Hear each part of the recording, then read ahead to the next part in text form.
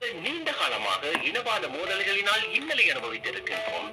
இந்த மண் எவ்வளவோ இரத்தத்தினால் நனைந்திருக்கின்றது. அதே போல நாங்கள் நீண்ட காலமாக இனவாத மோதல்களினால் இன்னலை அனுபவித்திருக்கின்றோம். இந்த மண் எவ்வளவோ இரத்தத்தினால் நனைந்திருக்கின்றது. அதே போல இரத்த ஆறுகள் ஓடி இருக்கின்றன. ஒருவர் மீது ஒருவருக்கு பகையுணர்வு, அவநம்பிக்கை ஏற்பட்டிருக்கின்றது. இன்று பாராளுமன்றத்தை விரிவுபடுத்துகின்ற எங்களது கடப்பாடு என்னவென்றால், எமது எதிர்கால சந்ததி, எமது பிள்ளைகள் அவ்வாறான ஒரு அரசை அவர்கள் காணவே கூடாது. அதே போல அரசியலுக்கு வருவதற்கு எமக்கு பல்வேறு வகையான துணைப்பொருள் இருக்கலாம். பொருளாதார துணைப்பொருள் இருக்கலாம், சனநாயக துணைப்பொருள்கள் இருக்கலாம், அல்லது கோஷங்கள் இருக்கலாம். அது எதுவாக இருந்தாலும் எந்த ஒரு சந்தர்ப்பத்திலும் அரசியல் அதிகாரத்தை பெற்றுக் கொள்வதற்கு இனம், மதத்த கோஷங்களை கையில் எடுப்பதற்கு ஒருபோதும் இடமளிக்க மாட்டோம் என்பதை நான் உறுதியாக கூற விரும்புகின்றேன். அதே போலவே இந்த மக்கள் ஆணையின் இன்னும் ஒரு முக்கியமான எதிர்பார்ப்பு இருக்கின்றது. அதுதான் எமது நாட்டில் நீண்ட காலமாக உருவாகி இருக்கின்றதான பாதகமான அரசியல் கலாச்சாரம் மாற்றமடைய வேண்டும் என்கின்ற விடையும் நான் 2000 ஆண்டிலிருந்து இந்த பாராளுமன்றத்தை பிரதிபலித்திருக்கின்றேன். 24 வருடங்கள் இடையறாமல் இந்த பாராளுமன்றத்தை பிரதிபலித்திருக்கின்றேன். இந்த 24 ஆண்டுகளாக நாங்கள் நடைமுறை ரீதியில் எனது சொந்த கண்ணால் நான் கண்டிருக்கின்ற இந்த பாராளுமன்ற வரவு சீர்குலைவடைந்திருக்கின்றது. மக்களின் நம்பிக்கை எவ்வளவு வீணடிக்கப்பட்டது என்று நாங்கள் நடைமுறை ரீதியில் அவர்களை அனுபவித்திருக்கின்றோம். இந்த சபாபீடத்துக்குள்ளும் இந்த சபாபீடத்துக்கு வெளியில் மக்கள் மத்தியிலும் இந்த பாராளுமன்றம் தொடர்பாக இருந்ததான கௌரவம், மாண்பு படிப்படியாக வீழ்ச்சி அடைவதை நாங்கள் கண்டிருக்கின்றோம்.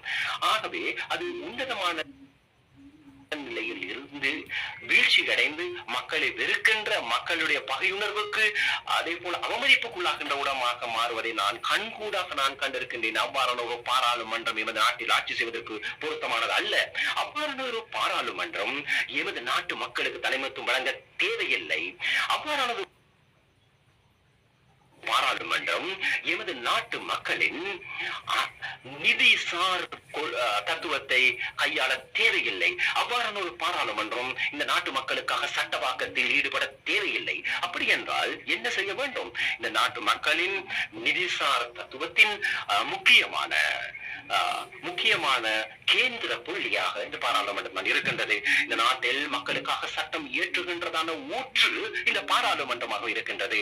அதே போல இது மக்களிடம் நீங்க செல்லுகின்ற, விலகி செல்லுகின்ற ஒரு பாராளுமன்றமாக இது இருக்க தேவையில்லை. ஆகவே இந்த மக்கள் ஆணைக்குள் முக்கியமாக இந்த பாராளுமன்றத்தின் மாண்பு, இந்த பாராளுமன்றத்தின் உன்னதத்தை நாங்கள் பாதுகாக்க வேண்டும். இந்த பாராளுமன்றம் இன்று புதிய உறுப்பினர்கள் பெரும் தொகையாளர்களை கொண்டிருக்கின்றது. ஆகவே சிறந்த நடைமுறைகளை, வழக்காறுகளை மிகவும் இலகுவாக அவர்களுக்கு கற்றுக் கொடுக்க முடியும். எமது தற்போதைய சபாநாயகர் அவர்கள், அதே போல பணியாளர்கள், தெரிவு செய்யப்பட்டிருக்கின்ற நீங்களும் மீண்டும் இந்த பாராளுமன்றத்தை ஒரு புதிய நிலைக்கு கட்டியெழுப்ப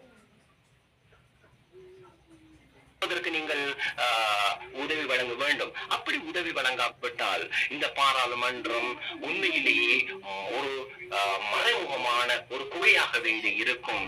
புதிய தொழில்நுட்பம், ஊடகத்தில் ஏற்பட்டிருக்கின்றதான புதிய புரட்சிகள் காரணமாக ஒவ்வொரு நாளும் நடக்கின்ற விடயங்கள் மக்களுக்கு சென்று சேருகின்றது. மக்களுக்கு கள்ளத்தனமாக ஒளிந்து மறைந்து கொண்டு இந்த பாராளுமன்றம் செயற்பட முடியாது.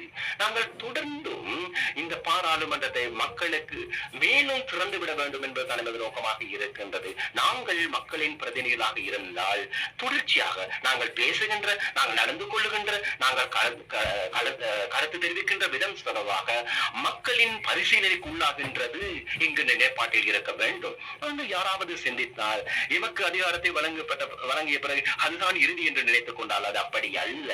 அவர்களுக்கு அடுத்த அதிகார மாற்றத்தின் போது, அடுத்து மக்கள் ஆணையை அவர்களை முன்வைப்பதற்கு முன்னர் அவர்கள் எங்களை பரிசீலிப்பதற்கான வாய்ப்பு இருக்கின்றது. ஆகவே இந்த பாராளுமன்றம் எதிர்வரும் வருடங்களில் மக்களுடைய பரிசீலனைக்கு உள்ளாகின்ற, அதில் வெற்றியடைகின்ற ஒரு பாராளுமன்றமாக மாற வேண்டும். அதற்கும் கௌரவ சபாநாயகரினும் கௌரவ உறுப்பினர்களிடம் ஒத்துழைப்பை நான் எதிர்பார்க்கின்றேன்.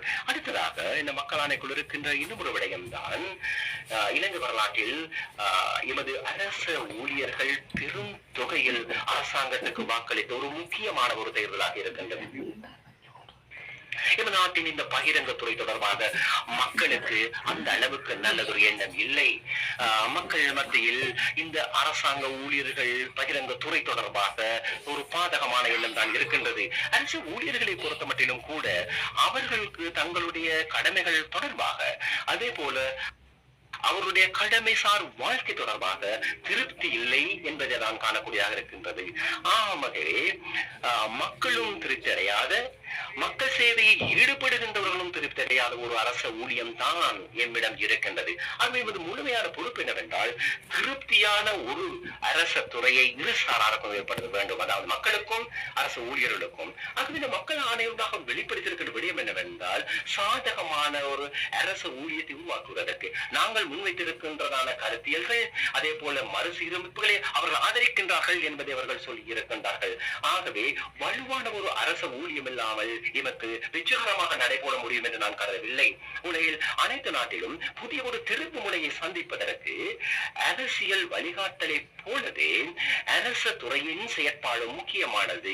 அதே போல அரச அதிகாரிகள் எந்த அளவுக்கு எண்ணங்களையும் எதிர்பார்ப்புகளையும் கொண்டிருந்தாலும் அந்த இலக்குகளை வழிநடத்துவதற்கு, நெறிப்படுத்துவதற்கு, அதற்கு இசைந்திருக்கின்ற ஒரு நிகரான ஒரு அரச ஊழியத்துறை இருந்தால் மாத்திரம்தான் சாத்தியமாகும். ஆகவே வினைத்திறன் மிக்க ஒரு அரச ஊழியம், மக்களுடைய நலனுக்காக பணியாற்றுகின்றதான ஒரு அரச துறையை நாங்கள் உருவாக்க வேண்டும். அதற்கு அரசாங்க ஊழியர்கள் முதலாவதாக அதற்கான ஒரு மக்கள் ஆணை வழங்கியிருக்கின்றார்கள். அது சம்பந்தமாக கவனம் ஈர்க்கப்பட வேண்டும். அடுத்ததாக ஜனநாயகம் மற்றும் சுதந்திரம். அனைத்து பிரசைகளும் தாங்கள் பின்பற்றுகின்றன மதம், அவர்களுடைய மொழி, அவருடைய கலாச்சாரத்துக்குள்ளே தனிமைப்படுத்தப்பட தேவையில்லை. அவர்கள் பின்பற்றுகின்றதான மதம் அவர்களுக்கு ஒரு இணைஞ்சலாக, இன்னலாக மாற தேவையில்லை. தங்களுடைய கலாச்சாரங்கள் தங்களுக்கு மேலதிக இன்னல் ஏற்படுத்துகின்றதான ஒரு அம்சமாக மாற தேவையில்லை. தாங்கள் பிரதிநிதிப்படுத்துகின்றதான அரசியல் தங்கள் மீது இன்னலை தோற்றுவிக்கின்றதான ஒரு எண்ணம் அவர்களுக்கு உருவாக தேவையில்லை. அரசியல் மாற்றங்கள் இருக்கலாம் எவ்வளவோ, நான் ஏற்கனவே கூறியது போல தங்களுடைய இனக்குழுக்களுக்கு தங்களுக்கு சிறப்புரிமை மிக்கதான தனித்துவ அடையாளங்கள் இருக்கின்றன. ஆனாலும் சுதந்திரம் எம் அனைவருக்கும் பொதுவானது. ஆகவே எந்தவித சந்தேகமும் அச்சமும் இல்லாமல் ஜனநாயகத்தை சுதந்திரமாக அனுபவிக்கக்கூடிய ஒரு தேசத்தை உருவாக்க வேண்டும். அதற்கான உரிமையை நான் உங்களுக்கு வழங்குகின்றேன். அந்த கடமை நாங்கள் ஈடேற்றுவோம். அந்த பயணத்தின் போது சட்டத்தின் சுயாட்சியை கட்டியெழுப்பது மிக முக்கியமானது. நாட்டின் சட்டத்தின் ஆட்சி எப்படி உருவாகும் என்றால், இந்த நாட்டில் அந்த பாராளுமன்றத்தில் உருவாக்கப்படுகின்ற சட்டத்தினால் மாத்திரமல்ல, இந்த பாராளுமன்றம் பல்வேறு சந்தர்ப்பங்களிலே நீண்ட அளவு கலந்துரையாடி விவாதத்தை மிகவும் முற்போக்கு ரீதியிலான சட்டங்களை இயற்றி இருக்கின்றன. ஆனாலும் அதை அங்கீகரித்துக் கொள்வது மாத்திரம் போதாது, அது சரியான முறையில் நடைமுறைப்படுத்தப்படுதல் வேண்டும். அதே போலவே மக்களுக்கு சட்டம் சரியான முறையில் நடைமுறையில் இருக்கின்றது என்பதை அவர்கள் உணர வேண்டும். ஆனாலும் கடந்த காலம் முழுவதும் என்ன நடந்திருக்கின்றது? சட்டம் தொடர்பாக மக்கள் மனதில் நம்பிக்கை இல்லை. தங்களுக்கு ஏதேனும் அநீதி ஏற்பட்டுவிட்டால் சட்டத்துக்கு முன் சென்று நியாயத்தை பெற்றுக் கொள்ள முடியும் என்கின்றதான நம்பிக்கை அவர்கள் மத்தியில் இல்லை, வீழ்ச்சியடைந்திருக்கின்றது. அவர்களுக்கு அநீதி ஏற்படுகின்ற பொழுது அந்த அநீதியை நிவர்த்தி செய்து கொள்வதற்கு சட்டத்தின் பரிகாரத்தை நாட முடியும் என்கின்றதான நம்பிக்கை பொதுமக்கள் இழந்திருக்கின்றார்கள். ஆகவே சட்டத்தின் மீதான நம்பிக்கை, சுயாட்சி வீழ்ச்சியடைந்திருக்கின்றது. சட்டத்தின் ஆட்சி வலுவூட்டப்படாமல் சிறந்ததொரு தேசத்தை, அரசு துறையை, பகிரங்க துறையை உருவாக்க முடியும் என்று நாங்கள் கருதவில்லை. நல்லதொரு நாட்டை உருவாக்க வேண்டும் என்றால், அரசை உருவாக்க வேண்டும் என்றால், அதன் அடித்தளத்தில் சட்டத்தின் ஆட்சியானது உறுதிப்படுத்தப்படுதல் வேண்டும். ஆகவே ஒரு அரசு என்ற ரீதியிலே, ஒரு சனாதிபதி என்ற ரீதியிலும், ஒரு அரசாங்கம் என்ற ரீதியிலும் நாங்கள் இந்த சட்டத்துக்கு கட்டுப்பட்டவர்களாக இருத்தல் வேண்டும். சட்டத்துக்கு கீழ்தான் நாங்கள் இருக்கின்றோம். எந்த ஒரு அரசியல்வாதியோ அதிகாரம் படைத்தவர்களோ இதற்கு அப்பால் சட்டத்துக்கு மேலே இருக்க முடியாத, அனைவரும் சட்டத்துக்கு கீழே தான் இயங்க வேண்டும். அதே போலவே சட்டம் தொடர்பாக மக்கள் இழந்திருக்கின்றதான இந்த அவநம்பிக்கை மீண்டும் கட்டியெழுப்ப வேண்டும். இந்த சந்தர்ப்பத்திலே எந்த ஒரு சந்தர்ப்பத்தில் யாரையும் பழி வாங்குவதற்கோ யாரையும் தேடி சென்று வேட்டையாடுவதற்கோ எமக்கு தேவையில்லை. அனைவருக்கும் சுதந்திரமாக தங்களுடைய அரசியலை முன்னெடுத்து செல்ல முடியும், அதை பயன்படுத்திக் கொள்ள முடியும். ஆனாலும் இலங்கையில் மிகவும் பேசப்பட்டதான பல குற்றச்செயல் இருக்கின்ற குற்றம் புரிந்தவர்கள் காலம் கடந்து போகின்ற பொழுது இவையெல்லாம் மண்ணுக்குள் புதைந்துவிடும் என்று நினைத்தால் அது உண்மையிலே நாட்டு மக்களுக்கு சட்டம் மீது இருக்கிற நம்பிக்கை இழக்க செய்யும். அதை உறுதி செய்ய வேண்டும் என்றால், சட்டத்தை சுயாட்சியை உறுதி செய்ய வேண்டும் என்றால், இந்த பாரிய குற்ற செயல் தொடர்பாக மீண்டும் விசாரணை செய்யப்பட்டு பாதிக்கப்பட்டவர்களுக்கு நீதி வழங்கப்பட வேண்டும், குற்றமளித்தவர்களுக்கு தண்டனை வழங்கப்பட வேண்டும். ஆகவே பல்வேறு சந்தர்ப்பங்களிலே இந்த நாட்டில் நடந்திருக்கின்றதான குற்றச்செயல்கள் தங்களுடைய அரசியல் மேடைகளிலே கோஷங்களாக மாறியிருந்தன. ஆனாலும் ஆட்சிக்கு வந்த யாரும் அது தொடர்பாக நீதியை பெற்றுத் தருவதற்கு முயலவில்லை. நான் உங்களுக்கு உறுதிமொழி அளிக்கின்றேன், இவ்வாறு பாரிய குற்றச்செயல்கள் தொடர்பாக புலன் விசாரணை செய்து இதற்கு பின்னால் இருந்தவர்கள் யார், அவர்களை சட்டத்தை முன்னிறுத்துவதற்கு நடவடிக்கை மேற்கொள்வோம், அநீதி இழைக்கப்பட்டவர்களுக்கு நீதியை பெற்றுத் தருவோம் என்கின்றதான உறுதிமொழி வழங்குவதற்கு விரும்புகின்றேன். நீதி, சட்டத்தின் சுயாட்சி, சுயாதம் இருக்கின்றதான ஒரு தேசத்தை நாங்கள் கட்டியெழுப்ப வேண்டும். இந்த கிடைத்திருக்கின்றதான இந்த மக்கள் ஆணையின் ஊடாக நாங்கள் இதை நிறைவேற்றாவிட்டால் எந்த ஒரு சந்தர்ப்பத்திலும் இவ்வாறான ஒரு கனவை கூட எங்களால் காண முடியாது, கண்டு பிரயோசனம் இல்லாத ஒருவரும் நிறைவேறாத ஒரு ஆசையாக இருக்கும். இந்த மக்கள் ஆணைகள் அது இருக்கின்றது, அந்த ஒப்பார் இதில் இருக்கின்றது, அந்த அறைகூவல் இதில் இருக்கின்றது, இந்த கெஞ்சிதல் இதில் இருக்கின்றது. தங்களுடைய உறவினர்களை இழந்த, தங்களுடைய உறவினர்கள் மரணித்து போனவர்களுடைய வேதனை தொடர்பான விடயம் இந்த மக்கள் ஆணையில் இருக்கின்றது. கொல்லப்பட்டவர்கள், தோழர்கள் கொல்லப்பட்டமை தொடர்பாக நீதி தேவை என்று கோருகின்ற அந்த கூக்குரல் இதில் இருக்கின்றது. அவர்கள் யாரிடம் சொல்ல முடியும்? ஆகவே நீதி, நியாயம் தொடர்பாக இந்த நாட்டில் கனவுகள் மரணிக்கின்றன.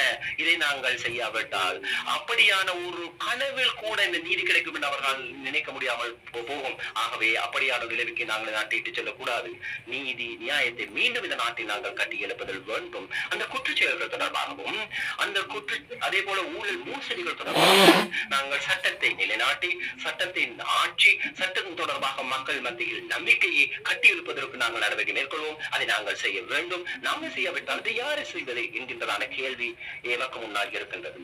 அதே போலவே எங்களுக்கு தெரியும், இந்த அரசாங்கம் அல்லது இந்த ஆட்சிகளுக்கு கிடைக்கின்ற பொழுது நாங்கள் எதிர்கட்சி அரசியலிலே எமது பொருளாதாரம் வீழ்ந்திருக்கின்றதான அதன பாதாள நிலைமை எங்களுக்கு தெரிந்திருந்தது. ஆகவே இதனுடைய இந்த சீரழிவு, அந்த மோசமான எந்த அளவுக்கு வியாபித்திருக்கின்றது எங்களுக்கு தெரியும். ஆகவே ஒரு மெல்லிய நூலில் கட்டி தொங்கவிடப்பட்டிருக்கின்றதான பொருளாதாரம், இந்த பொருளாதாரத்துக்கு பெரிய தாக்கங்களை தாங்கிக் கொள்ள முடியாது. இதில் பெரிய பாரிய மாற்றங்கள் செய்தால் இதை தாங்கிக் கொள்ள முடியாது. ஆகவே ஆட்சி மீறி உடனே எமது நோக்கம் என்னவாக இருந்தது என்றால், பொருளாதாரத்தின் ஸ்திரத்தன்மை, பொருளாதாரம் தொடர்பாக சம்பந்தப்பட்டவர்களின் மனதில் நம்பிக்கை கட்டியெழுப்ப வேண்டும். ஒரு சிறிய தவறு ஏனும் நடந்து விட்டால் அதில் பாரிய மாற்றங்கள், மோசமான நிலைகள் ஏற்பட்டுவிடும். அந்த அளவுதான் எமது பொருளாதாரம் இருக்கின்றது. சிறியதொரு அதிர்ச்சி கூட எமது பொருளாதாரத்துக்கு தாங்கிக் கொள்ள முடியாது. ஆகவே இதை நாங்கள் வீழ்ச்சியடையாமல் பாதுகாத்துக் கொண்டு எல்லா தீர்மானங்களையும், எல்லா சந்தர்ப்பங்களிலும் பல மணித்தியாலங்கள், பல கோணங்களில் சிந்தித்துதான் தீர்மானங்களை மேற்கொள்கின்றோம். ஆக தவறுகளை செய்வதற்கு இந்த பொருளாதாரம் எமக்கு இடமளிக்காது. இதில் கை தவறியேனும் நாங்கள் தவறுகளை செய்துவிட முடியாது. ஆகவே இந்த பொருளாதாரத்தை வழிநடாத்துகின்ற பொழுது எல்லா விதமான நுண்ணிய இடங்கள் தொடர்பாகவும் சிந்தித்து பார்த்து கலந்துரையாடி தீர்மானங்களை மேற்கொள்ள வேண்டும். அந்த வகையிலே எமது சனாதிபதி தேர்தலில் வெற்றி அடைந்த உடனேயே சனாதிபதி தேர்தலில் குறிப்பிட்டிருந்தோம், சர்வதேச நாணய நிதியத்துடன் நாங்கள் ஒரு இணக்கப்பாட்டை ஏற்படுத்திக் கொண்டு அரசுதான் நமக்கு கிடைத்திருக்கின்றது. இந்த கிழமைக்குள்ளே சர்வதேச நாணய நிதியத்துடன் பதவி அணியிலான ஒரு இணக்கப்பாட்டை ஒப்பந்தத்தை 23ஆம் தேதி கையெழுத்திட முடியும் வெள்ளிக்கிழமை என்று நாங்கள் நினைக்கின்றோம். அது சர்வதேச நாணய நிதியத்துடன் நாங்கள் பயணிக்கின்றதான எமது பயணத்தின் முக்கியமான ஒரு கட்டமாக இருக்கின்றது. இந்த பண்டங்களின் சேவைகளின் உற்பத்தியை நாங்கள் அதிகரிக்க வேண்டும், அதை நாங்கள் விரிவாக்கிக் கொள்ளுதல் வேண்டும். அதிகமான சந்தர்ப்பத்தில் எமது பொருளாதார வளர்ச்சியில் மேல் மாகாணம் பெரும் பங்களிப்பு வழங்கியிருக்கின்றது. ஆகவே ஏனைய மாகாணங்களுக்கும் இந்த பொருளாதார விரிவடைதல் சென்று சேர வேண்டும். பண்டங்கள் மற்றும் சேவைகளின் உற்பத்தியின் துரித ஒரு உற்பத்தி இடம்பெற வேண்டும், வளர்ச்சி இடம்பெற வேண்டும், அது வியாபித்திருக்க வேண்டும். பொருளாதாரத்தின் மற்றைய பண்புதான் இந்த பொருளாதாரத்தில் மக்கள் இரண்டரை கலந்து கொள்ள வேண்டும். மக்களை அகற்றி ஒருபுறம் வைத்து விட்டதான பொருளாதார வளர்ச்சியில் எந்த பிரயோசனம் இல்லை. மக்களை தூசமாக மாற்றுகின்றதான பொருளாதார நடவடிக்கை பிரயோசனம் இல்லை. எல்லா பொருளாதார நடவடிக்கை ஏற்ப அவர்களுடைய ஏற்றலுக்கு ஏற்ப மக்களை நாங்கள் ஈடுபடுத்திக் கொள்ள வேண்டும். மக்களை பொருளாதாரத்தின் பங்குதாரிகளாக மாறாமல் அவர்களுக்கு இந்த பொருளாதார நன்மை சென்று சேராது. அவை பிரதான மூலோபாயம் என்னவென்றால், இந்த பொருளாதார பயணம் என்னவென்றால், எப்படி மக்களை நாங்கள் இந்த பொருளாதார நடவடிக்கையில் இணைத்துக் கொள்ள போகின்றோம். இதுதான் இரண்டாவது பண்பு. மூன்றாவது விடயம்தான், நாங்கள் எந்த அளவுக்கு தேசிய செல்வத்தை நாங்கள் உருவாக்கினாலும் அந்த தேசிய செல்வமானது ஒரு சில கைகளில் மாத்திரம் சென்று சேரும் என்றால் அந்த பொருளாதாரம் ஸ்திரத்தன்மையான ஒரு பொருளாதாரமாக முடியாது. ஆகவே அந்த பொருளாதாரத்தின் நன்மைகள், அதாவது மக்கள் அனைவரும் ஒன்று சேர்ந்து பொருளாதார செல்வத்தை உருவாக்க வேண்டும். நாட்டின் இயற்கை வளங்கள் அத்தகைய பொருளாதார செல்வத்தை உருவாக்குவதற்கு ஈடுபடுத்திக் கொள்ள வேண்டும். நாங்கள் ஒன்றாக இணைந்து பொருளாதார செல்வத்தை சேகரித்து அது ஒரு சிலரின் கைகளுக்கு மாத்திரம் சென்று சேரும் என்றால் அது எந்த விதத்திலும் எனது பொருளாதாரத்தை ஸ்திரப்படுத்தாது, சமூகத்தையும் திடமாக்காது. ஆகவே பொருளாதாரத்தின் நன்மைகள், பயன்கள் நியாயமான முறையில் அனைவருக்கும் சென்று சேர வேண்டும். வெள்ளத்துடன் போராடக்கூடிய விவசாயிகள் நாட்டில் இருக்கின்றார்கள். ஆனால் கடன் சுமையில் மாற்றப்பட்டவர்களாக அவர்கள் காணப்படுங்கள். தமது ஆபரணங்களை அடகு வைத்து விவசாயம் செய்கின்ற நிலைக்கு, அதாவது நீர்ப்பாம்பியை அடகு வைத்து விவசாயம் செய்கின்ற நிலைக்கு தள்ளப்பட்டவர்களாக இருக்கின்றனர். நீண்ட காலமாக நாங்கள் முதலீடு செய்கின்ற விவசாய துறைக்கு பல தசாப்த காலமாக நாங்கள் எடுத்து பார்த்தால் எமது நீர்ப்பாசன துறைக்கு பல திட்டங்கள் முன்மொழியப்பட்டிருக்கின்றன. தற்போது நமக்கு தெரியும், நீர்ப்பாசனத்துறை வளர்ச்சிக்கு பல முதலீடுகளை நாங்கள் செய்திருக்கின்றோம். விவசாயத்துறை ஆராய்ச்சிகளுக்காக கூடுதலான முயற்சிகளை நாங்கள் மேற்கொண்டிருக்கிறோம். ஆனால் பெரு எவ்வாறு அமைந்திருக்கின்றது பார்த்தால், விவசாய கடனை சுமந்த ஒரு நபராகவே மாற்றப்பட்டிருக்கின்றார். கடன் சுமையினால் அவர்கள் சமூகத்தில் ஒடுக்கப்பட்ட சமூகத்தினராக காணப்படுகின்றார்கள். பிள்ளைகளுடைய கல்வியை வீழ்ச்சிக்கு கொண்டவர்களாகவும் வசதிகளற்ற குடும்பங்களாக வாழ்கின்றவர்களாக அவர்கள் இருக்கின்றார்கள். விவசாய வாழ்க்கையுடன் தொடர்பட்ட அந்த விவசாய வாழ்க்கை மிகவும் நெருக்கடியான ஒரு நிலைமைக்கு தள்ளப்பட்டதாகவே காணப்படுகின்றது. எனவே விவசாயத்துறையில் புதிய ஒரு வளர்ச்சி பாதையை நாங்கள் கண்டிப்பாக இட்டுச் செல்ல வேண்டும். கிளீன் ஸ்ரீலங்கா என்ற வேலை திட்டம், அதற்கான ஜனாதிபதி செயலி ஒன்றை நான் தாவைக்கு எதிர்பார்க்கின்றேன். விசேஷமாக கிளீன் ஸ்ரீலங்கா வேலை திட்டமானது சுற்றாடல் தொடர்பானது மாத்திரமல்ல, எனது நாட்டின் மக்கள் அரசியல் நிறுவனங்களூடாக சில விடயங்களை நிறைவேற்றிக் கொள்ள முடியும். அரசு துறையை நாங்கள் மேம்படுத்திக் கொள்ள முடியும். ஆனால் சிறந்த ஒரு அரசு நாட்டை கட்டியெழுப்ப வேண்டுமாக இருந்தால் பிரஜைகளுக்கு மத்தியில் நற்பண்புகளை நாங்கள் உருவாக்க வேண்டும். பிரஜைகளை மாற்றாமல் அரசியல் மட்டத்தில் மாற்றங்களை கொண்டு வந்து நாங்கள் இந்த வெற்றியை வெற்றிகரமாக அடைய முடியாது. எனவே நாங்கள் பாரிய ஒரு முயற்சியை மேற்கொண்டு வருகின்றோம். சிறந்த பிரஜைகளை நல்லெண்ணங்கள், நற்பண்புகளை கொண்ட, சிறந்த செயற்பாடுகளை கொண்ட, சிறந்த நடத்தைகளை கொண்ட மக்களை உருவாக்க நாங்கள் எதிர்பார்க்கின்றோம். எனவே அதற்குத்தான் கிளீன் ஸ்ரீலங்கா என்ற நிகழ்ச்சி திட்டத்தின் எதிர்பார்ப்பாக இருக்கின்றது. விசேட வறுமையை ஒழிப்பதற்காக அந்த வறுமை எப்போதும் அதற்கான மானியங்கள் கொடுப்பனவுகளை வழங்கி வறுமையை ஒழிக்க முடியும் என்று நாங்கள் கருத மாட்டோம், நம்பவில்லை. அந்த வறுமையை ஒழிப்ப வேண்டுமாக இருந்தால் பயன்மிக்கதான பொருளாதார செயற்பாடுகளுக்கு நாங்கள் பங்களிப்பை நல்க வேண்டும். வறுமையில் இருக்கின்ற பலர் விவசாயத்துறையில் ஈடுபடுகின்றவர்களாக இருக்கின்ற விவசாயத்துறையை லாபகரமான தொழில்துறையாக மாற்றாமல் அவர்களை வறுமையிலிருந்து மீட்டெடுக்க முடியாது. அதே போல் கடற்தொழில் துறை எடுத்துக்கொண்டால் கடற்தொழிலில் லாபகரமானதாக தொழில்துறையாக மாற்றாமல் கடற்தொழிலாளர்களை வறுமையிலிருந்து மீட்டெடுக்க முடியாது. எனவே நாங்கள் எமது முதல் முயற்சியாக தற்போது அவர்கள் ஈடுபடுகின்ற அந்த பொருளாதார முயற்சியை நியாயமான லாபகரமான தொழில்துறையாக மாற்றுவதற்கான பங்களிப்பை நல்க வேண்டும். தற்போது அந்த பொருளாதார நடவடிக்கைகள் மாத்திரம் போதாது, புதிய வருமானம் ஈட்டும் வழிமுறைகளை நாங்கள் கண்டறிய வேண்டும், உருவாக்க வேண்டும். எனவே அதற்காக நாங்கள் சிறிய நடுத்தர கைத்தொழில் முயற்சிகளை ஆரம்பிக்க நான் தேர்தல் மேடைகளையும் தெரிவித்திருக்கின்றோம். அது ஒரு கலாச்சாரமாக மாறி இருக்கின்றது. தற்போது நாட்டை கைவிட்டு செல்கின்ற ஒரு கலாச்சாரமும் பலர் மத்தியில் இருக்கின்றது. நாட்டை கைவிட்டு செல்கின்ற கலாச்சாரத்துக்கு பதிலாக எமது நாட்டில் இருந்து நாட்டை கட்டியெழுப்புகின்ற ஒரு கலாச்சாரமாக இதை மாற்றி அமைக்கப்பட்டு அதுக்கு தேவையான தொழில்நுட்ப அறிவு, அதுக்கு தேவையான மூலதனம், அதுக்கு தேவையான சந்திப்பு வாய்ப்புகளை பெற்றுக் கொடுப்பது அரசாங்கத்தின் கடமையாக இருக்கின்றது. நாங்கள்